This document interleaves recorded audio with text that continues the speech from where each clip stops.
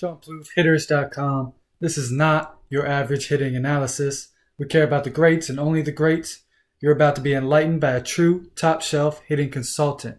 You will not hear me say swing down, stay inside, foot down early, and there will be no squishing of the bug. Today we're going to break down Barry Bonds. We're going to break down his movements. We're going to understand why he was the best hitter of all time, arguably. This first view is from a home run derby at Camden Yards. I want you to watch the bat. This is one of the very rare times where you got to see him use an ash-colored bat. He's probably using maple, but you see the light color. You can actually see the barrel. If I could get some high-quality video, but of course that's not going to happen. But what I want you to see is the weight shift, the timing of the weight shift, and I want you to watch the hands. So he's one of those guys, again, a lot of coaches would call a hitch. He drops those hands all the way down to the waist, brings them back up, and that barrel's tipped. You see the hands down, barrel forward, pretty much the exact position Ted Williams was in. And here you see a really nice job of going the other way with it. Here it is in slow motion. You see the ball's halfway to him, that barrel's still tipped forward pretty much towards maybe the dugout on the other side, and you see the bat roll back behind him, get on plane, and that back shoulder will match plane with the pitch. If you watch the Ted Williams hitting analysis, I used a lot of the same terminology, and guess what? That's because they're doing the exact same thing. Very similar swings, two guys who like to pull the ball, but here's a instance where he went the other way with it, probably hit a bomb, and he was able to really get through this ball. And what you'll see with the great hitters is that they're able to really adjust to anything. Looks like a fastball, maybe even a changeup going down away from him, but really able to create some bat speed before the shoulders move, create some really early, deep bat speed where the bat's moving basically before the rest of his body. Here's a close-up view where you can see the bat. You see that bat roll back behind him, and he's able to get on plane with this pitch that's way up in the zone and still hammer it again to the opposite field, probably for a home run. He's able to stay on top of it enough to drive it and really hit this ball hard. So again, the hands down by the waist. I don't recommend a huge hitch with the hands, but I do like tipping the bat forward, getting momentum with the barrel, and letting that momentum carry into the baseball.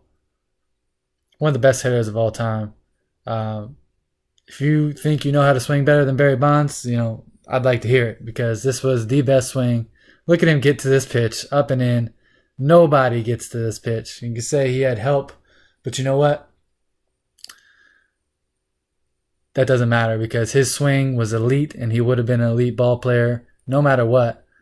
And this is the blueprint. This is what we need to be learning from and what we need to be doing to maximize our abilities. Here you can see a lot of torque going on with his body. You see the jersey kind of scrunch up there. He's really able to keep the shoulders back. You can see that 5 all the way, pretty much halfway through the pitch. You see the 5 on the back of his jersey, and he's really able to keep those shoulders closed. Here he tips the bat even more. Here you can really see that barrel blur back behind him. He's able to create bat speed, and the body doesn't really turn until that barrel's flat or on plane with the shoulders and the pitch. Turn, on plane, then bring the hands through and hit the baseball. So you're directing that momentum that you created back here behind you and then letting it carry into the baseball. Same loading pattern that Ted Williams had. We drop the hands, you pull them back while the barrel's still tipped.